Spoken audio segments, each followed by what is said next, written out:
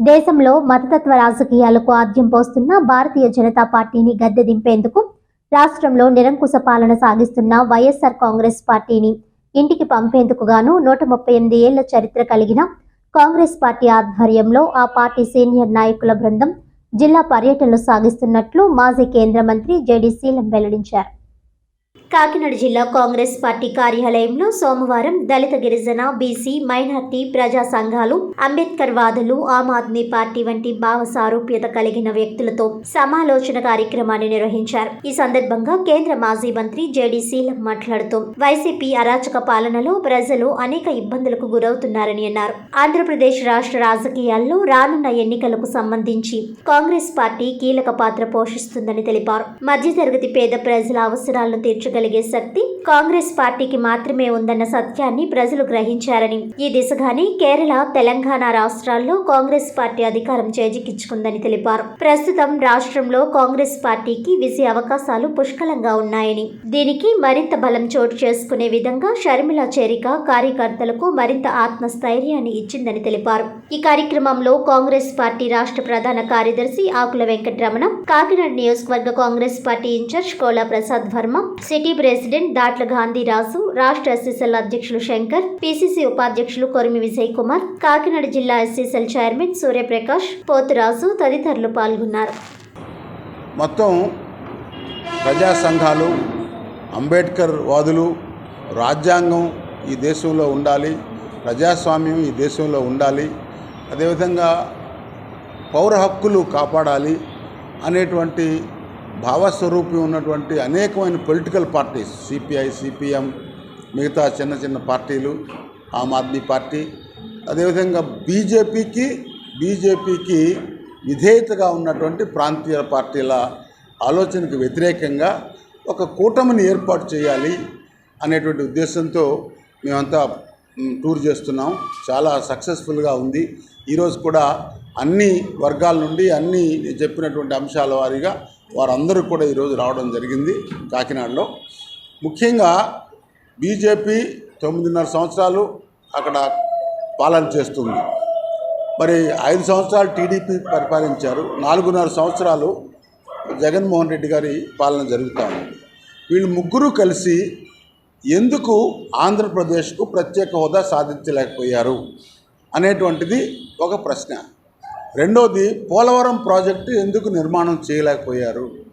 మూడవది, ప్రత్యేక హోదాతో పాటు పోలవరంతో పాటు రాజధాని లేకుండా ఈ స్థితికి కారణం ఎవరు.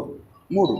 4, విశాఖపట్నం స్టీల్ ప్లాంటు మరి అమ్మటానికి పెట్టినప్పుడు వీళ్ళిద్దరూ ఈ ప్రాంతీయ పార్టీలు ఎందుకు ఆపటం లేదు, గళవెందుకు ఇప్పటం లేదు.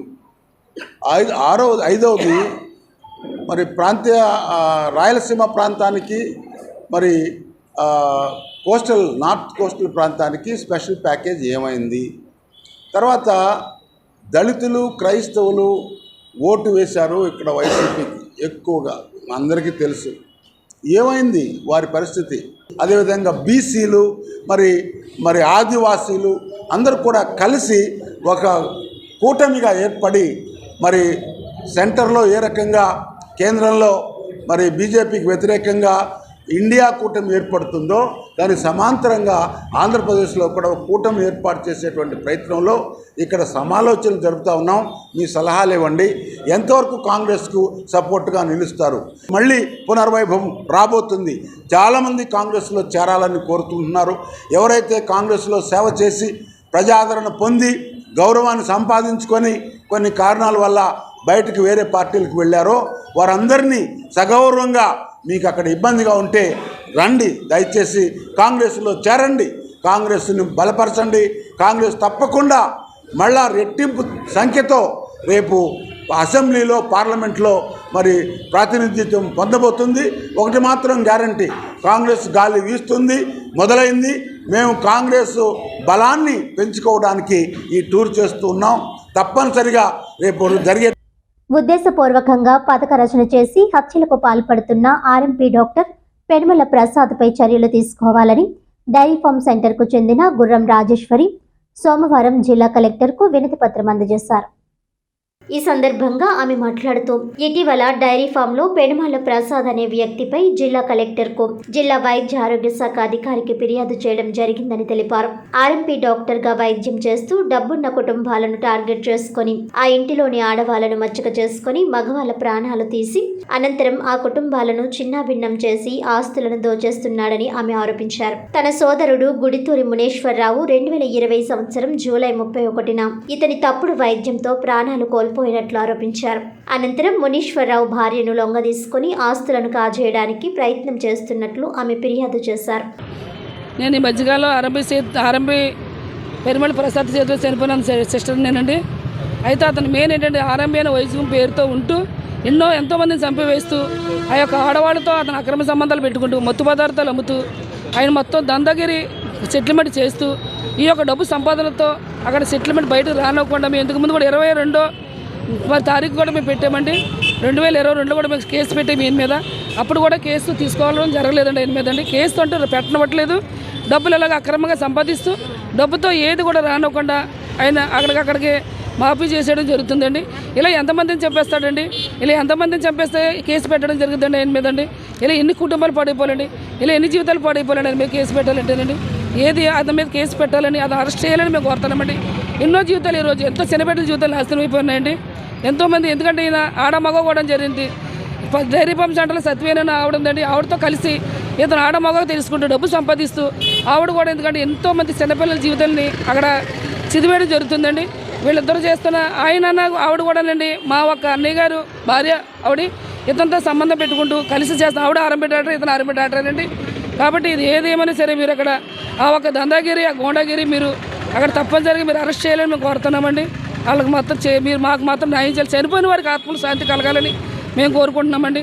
కుటుంబాలకు న్యాయం జరగాలని మేము కోరుకుంటున్నామండి. డబ్బులు ఇచ్చి అక్కడ ఏది కూడా బయట రాకుండా చేస్తున్నా ఎంతకాలం చేయగలుగుతాడు. ఇలా ఎంతమందిని చంపుతాడు. ఇది మాత్రం తప్పనిసరి ఇప్పుడే అతను అరెస్ట్ చేయాలండి. పెరుమల ప్రసాద్ అరెస్ట్ చేయాలని మేము కోరుతున్నామండి.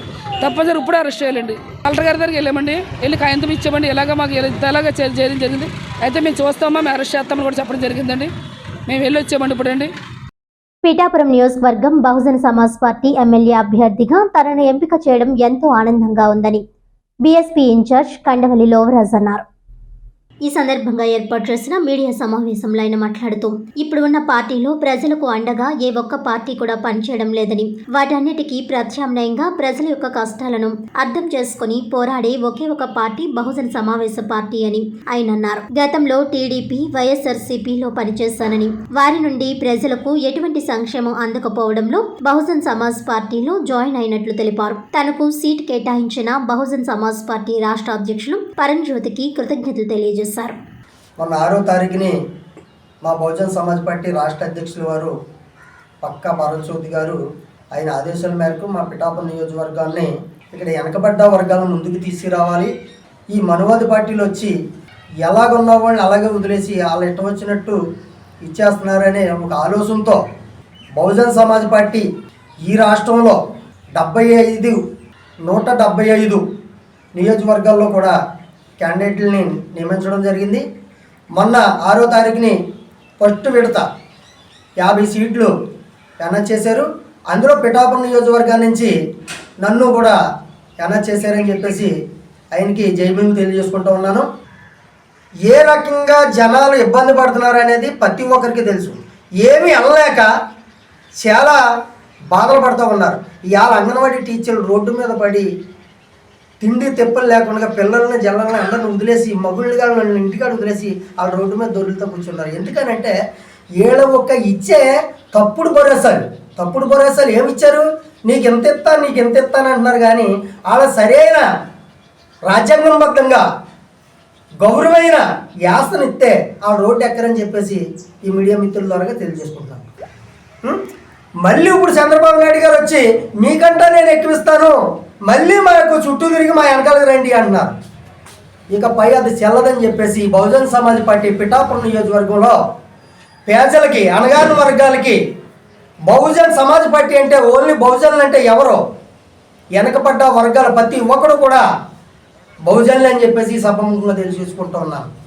ఈ మనువాది పార్టీలు కొంతమంది ఒక రకంగా చెప్తూ ఉన్నారు, ఒక రకంగా న్యూసే పంపిస్తూ ఉన్నారు. ఈ పార్టీ ఏముంది, ఈ పార్టీ అధికారంలోకి వస్తుందా, ఏటర్పాయం చేస్తూ ఉన్నారు. ప్రైవేట్ రంగాల్లో కాంట్రాక్టులు జరుగుతూ ఉన్నాయి, ప్రైవేట్ రంగాల్లో విద్య జరుగుతూ ఉన్నది, ప్రైవేట్ రంగాల్లో గవర్నమెంట్ హాస్పిటల్ జరుగుతూ ఉన్నాయి. ఇవన్నీ కూడా అధికారికంగా గవర్నమెంట్ హ్యాండ్ వరకు తీసుకొచ్చి ప్రతి ఒక్కరికి కూడా ఈ ప్రైవేట్ రంగాలు ఇవన్నీ తీసుకొచ్చి గవర్నమెంట్లో కలిపి మేము వాళ్ళకి అభివృద్ధి కల్పిద్దామని చెప్పేసి ఈ సభాముఖంగా తెలియజేసుకుంటూ ఉన్నాం.